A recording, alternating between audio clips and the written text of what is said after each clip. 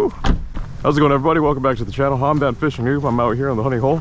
I've got my Old Town Sportsman PDL 106 loaded up, ready to go, and 2 rods with me. Got my Penn Battle 2 and my Shimano SLX DC.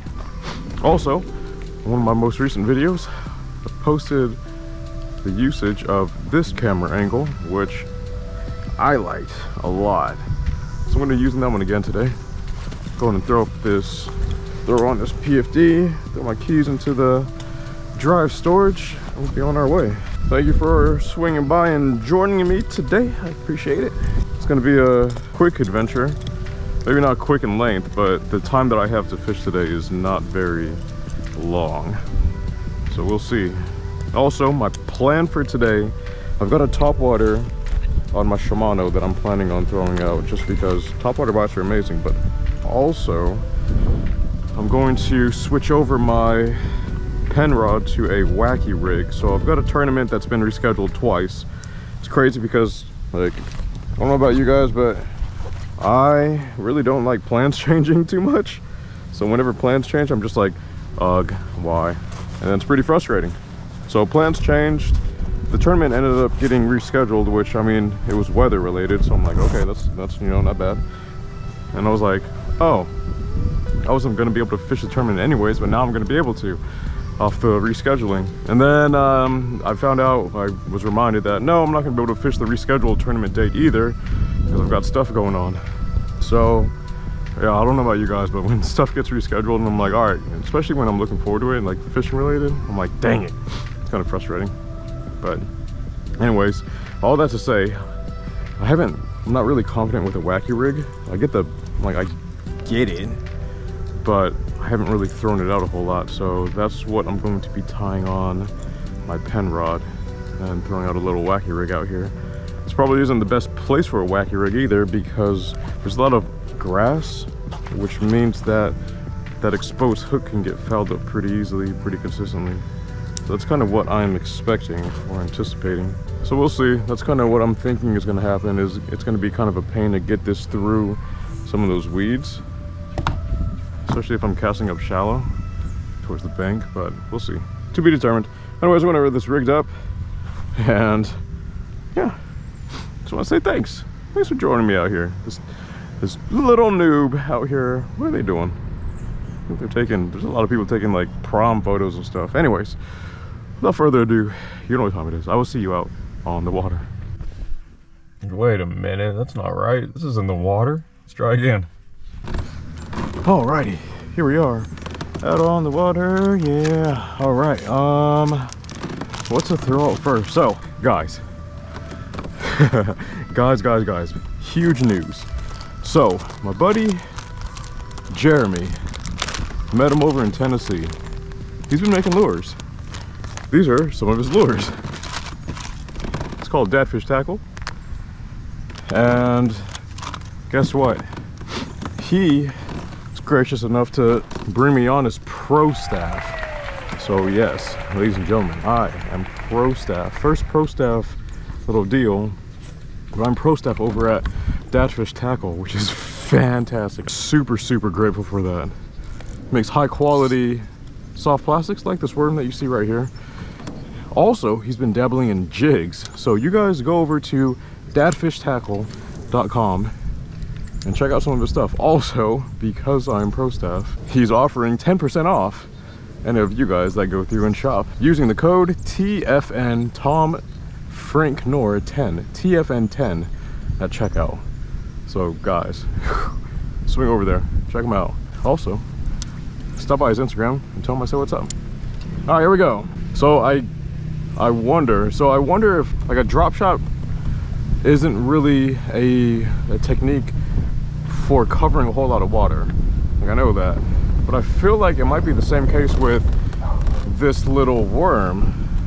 I feel like it might be one of those, like, this is a super finesse, you know where fish are, so you're making a cast at where you know them to be at, and then they'll hit it. I don't think this is a huge like covering water technique, which you guys correct me if I'm wrong. I feel like this is like one of those finesse techniques where it's like you let that worm kind of just hover there after a cast, and kind of that natural little wiggle wobble blobble, and then the fish will hit it. Also, correct me if I'm wrong too, so power fishing, the way I'm thinking of it now is power fishing. There's power fishing and finesse fishing. Power fishing is when you cover a lot of water. That's going to be all of your lure techniques that require power to use. So for example, a crankbait or a spinnerbait or an underspin. Those are, whoa, what was that? I think those would be considered power fishing techniques, right? Whereas finesse are things where you're relying more on the action of the bait and like the water. I haven't looked it up. That's kind of just something that I was thinking about, because I was like, I really like fishing finesse. And then I was like, power fishing, finesse fishing, and that's kind of what makes sense in my brain. So normally when I'm fishing a worm, it's going to be like a Texas rig worm, not a wacky rig. Also to note, I don't have like designated wacky rig hooks, so this is just a standard worm. I think it's just a standard offset worm hook. See, like all of that vegetation that's submerged is normally where I would be making my cast at. But I know, like right there, if I cast it into that exposed hook will go through and get snagged up in it, which is not very fun. I recently read or heard that it's better to have the wrong lure in the right location rather than the right lure in the wrong location. I'm trying to get the feeling of what a wacky rig bite is supposed to feel like. So I know like what a bite feels like a normal tap tap or thud. But I'm wondering, like, I don't have any experience personally with a wacky rig bite. I guess the other thing too with finesse fishing, it's one of those, like, you make a cast and if a fish doesn't hit it within the first like 5 feet of, like, not even that, probably within, yeah, maybe the first 5 feet of where you cast, then recast.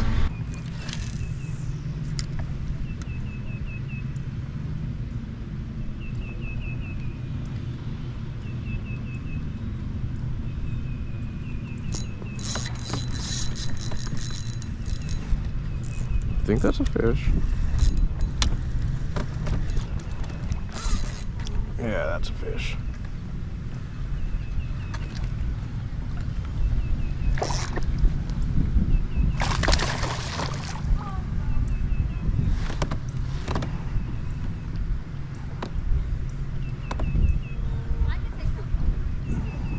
It's a decent one too.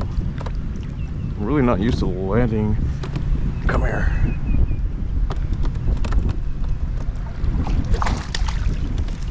Nice. All right, so first wacky worm bite. Whoa, you got a bloody tail. Why do you have a bloody tail? You guys should be past spawn. You guys should all be post spawn now for sure. Thank you. That was cool. See ya.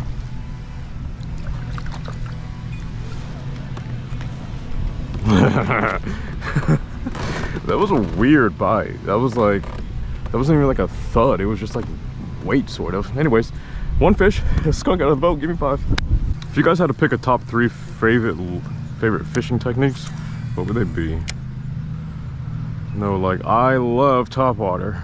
I will throw a topwater when it's 30 degrees out, which doesn't make any sense, but I like topwater. I also really like a Texas rig. And I guess underspin. Those would be my top 3. So what's yours? And I'll stay out of their hair. But all right, so little birdie bird, little fish beacon was sitting right around here. Oh man, if I can get, all right, well, got our branch fish out of the way. Good old 26-incher.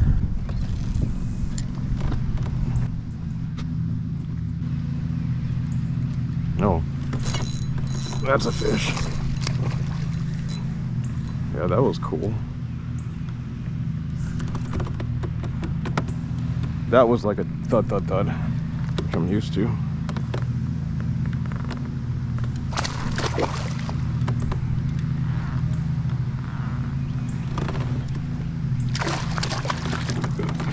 Feisty.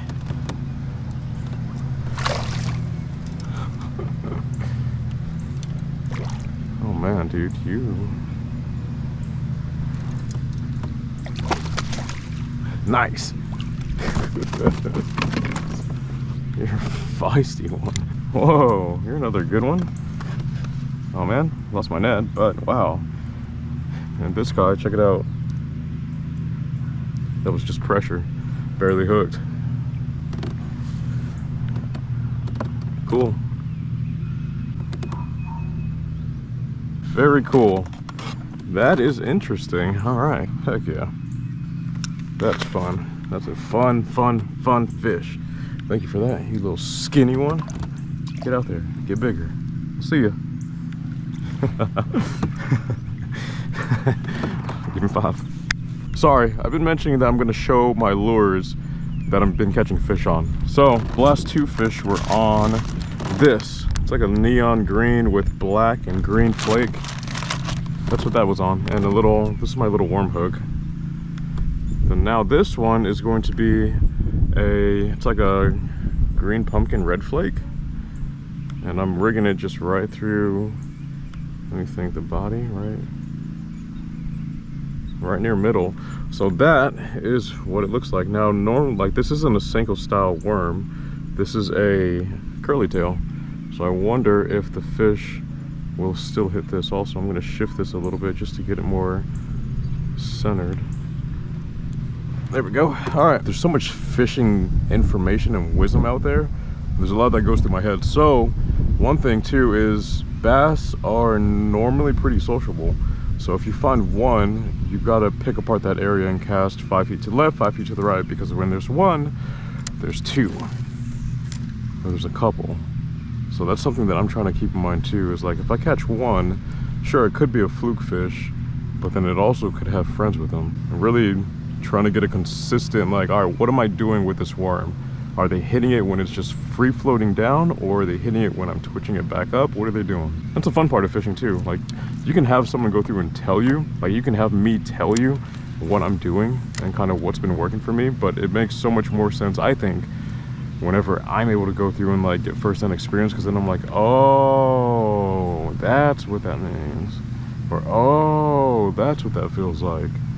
That's also kind of like how I learned how to ride a motorcycle.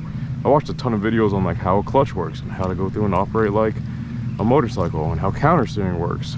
So I had like the baseline knowledge, but then it all clicked when I was finally able to go through and get on a motorcycle. And I was like, oh, that makes sense. Oh, there's a gator right there too. I don't know if you guys can see it. There's a gator just chilling up on the log. I can see the back, like 3/4 of him. It's probably a good 3.5 foot gator. It's good enough for a gator. It must be good enough for a fish. So how it works, it's a breath of fresh air getting out here and being able to fish on the body of water. I mean, even on like skunk days, I try to learn from my skunk days as well, because it's like, I don't want a skunk, but if I skunked, especially trying something new, then it's like, all right, what can I learn from this? What can I take away from this? But then also just like the whole process from getting out here and launching the kayak to getting back and reviewing footage. I just enjoy the process. I enjoy the entire process of it, so it's fun. So if it can generate some income on the side too, that'd be super cool. Like not even like full time, just extra money. Because as I'm fishing more, I want more combos. I want, and not even like combos because just like random fishing rods. Like I want designated combos, and it's all primarily for tournament fishing. So like in the tournament fishing setting, it's a huge, not a huge waste of time, but over the course of the day it could add up, going through and switching out lures and having to switch out lures, compared to just reaching back and grabbing like a designated drop shot rod, or a designated wacky rig rod, or a designated top water, designated bottom contact, right? Designated cranking. So that's my mentality behind having multiple rods. I never intended really on going through and adding a total of 9 rod holders to my crate, but after the purchase of my last rod and the last tournament I fished, I'm like, dang, yeah. I mean, realistically, I might go and throw out my favorite 3 presentations ultimately, but I feel like for those times when it's like, all right, well, my favorite 3 presentations aren't working, but I'm also confident with these other like 2, maybe getting a fish to bite on the other 2 would be beneficial, because then it's like, all right, maybe I can find a pattern now, because that's kind of what fishing is, right? Finding patterns, finding out what the fish are wanting to bite, especially in a tournament setting. Another noob tip: make sure you give your frog a potty break. works hard for you. So give him a break every once in a while.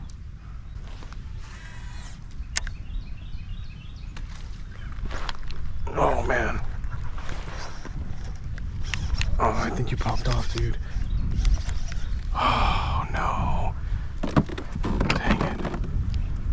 Oh, I lost him in the grass. I knew it. I'm really sad I missed that fish. I felt like it could have been a good one too. I mean, I guess there's a chance that I didn't get a hook on him and he's willing to hit again.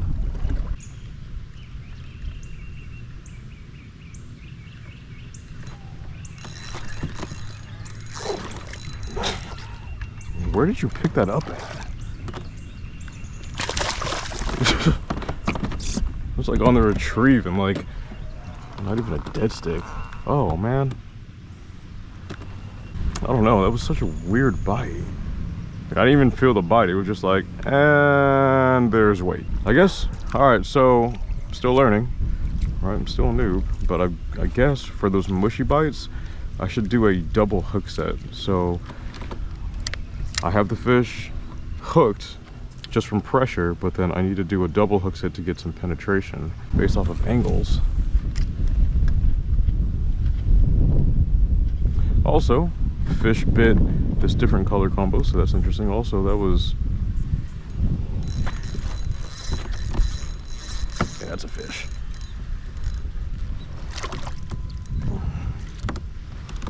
I was gonna say, I saw some swirls. I was like, it's not from me.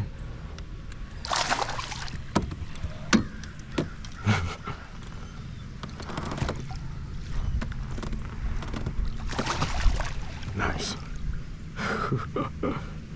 Woo! Hello, little friend again. Yeah. Alrighty. Interesting. Saw a little swirl. There we go. There we go. Another fishy. And quick release. All right. Sorry. High five. GoPro, start recording. Oh my gosh. What did you just do? And it's 18:35 hours right now, so swing up this way and then drift back. Well, let me get back to lunch. It's getting late. I gotta load everything up and head on back. All right, well, it would have been 5, wow, it would have been a limit today, but that one frogfish came off. So 4 fish in the boat, 4 all on a wacky worm, which is great. That was fun. That was a fun bite. Couldn't put together a frog bite for some reason though. Next time though, next time. You guys drop me some tips down below.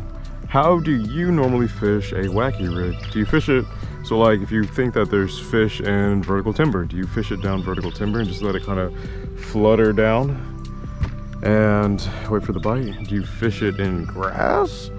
Do you fish it on ledges? Where do you primarily fish a wacky worm? Let me know. I greatly appreciate it. Thank you so much for joining me today on this adventure. I really appreciate it. Thank you for your support. Thank you for coming by. Thank you for dropping comments. Thank you for all of the things. My channel is growing and I'm much greatly appreciative of that. Also, those of you that are starting your own channel and buying camera equipment because of my videos, what an honor. Thanks. It's a fun process. It looks like that'll be it for this one. I hope that you are able to go fishing, and if you are fishing, I hope that you're able to catch a big one. But I will catch you on the next one. God is good. Y'all be blessed. Later.